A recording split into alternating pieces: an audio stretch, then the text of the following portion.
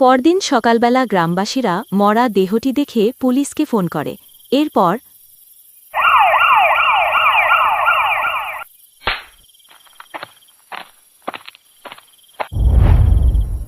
এই নিয়ে এই গ্রামে দুটো খুন হল, ঘটনাস্থল একই। এ বিষয়ে আপনারা গ্রামবাসীরা কি কিছু বলতে পারেন? না স্যার, এ খুন সম্পর্কে আমরা কিছুই জানি না।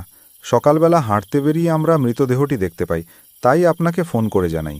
কিছু জানি না বললে তো আর হবে না। শুধু শুধু মানুষ তো নিজের থেকে আর এখানে মরে পড়ে থাকতে পারে না। আপনারা কি কাউকে সন্দেহ করেন? আসলে স্যার, আমাদের মনে হয় কি এটি আগের দিনের মতোই কোনো এক ভূতপেতনিরই কাজ, যে রাতের আড়ালে এই হত্যাগুলো করে বেড়াচ্ছে। আগের দিনের মৃত্যুটাকেও আপনারা বলেছেন এটি ভূত পেতনির কাজ। ভূত হোক কিংবা পেতনি, আইনের হাত থেকে কেউ রক্ষা পাবে না। কি সব অদ্ভুত ঘটনা ঘটে চলেছে আমাদের গ্রামে, কে জানে। বাজার করে ফেরার পথে মানুষ প্রত্যেক দিন একই জায়গায় খুন হচ্ছে।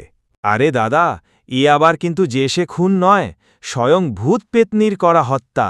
হ্যাঁ ভাই, যেখানে গ্রামবাসীদের সাথে সাথে পুলিশও বলছে যে এটি ভূত পেতনির কাজ, সেখানে তোমার বলাটা তো স্বাভাবিক।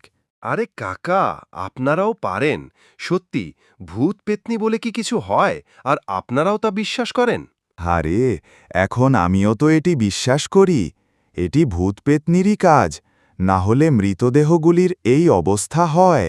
আরে কাকা, এখনকার দিনে এসব কেউ কি আর বিশ্বাস করে? যাই বলুন, আমি তো বিশ্বাস করি না। আমি চাইলে ওখান থেকে ঘুরে আসতে পারি রাতের বেলা। আমি এসব ভয়ও পাই না। দেখো বাবা, সাহস ভালো, অতিরিক্ত সাহস কিন্তু খুব ভালো না।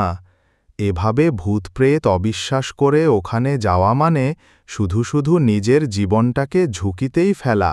ঠিক আছে, আমি আজ এখানে সবার সামনে বলে যাচ্ছি, এই হত্যার রহস্য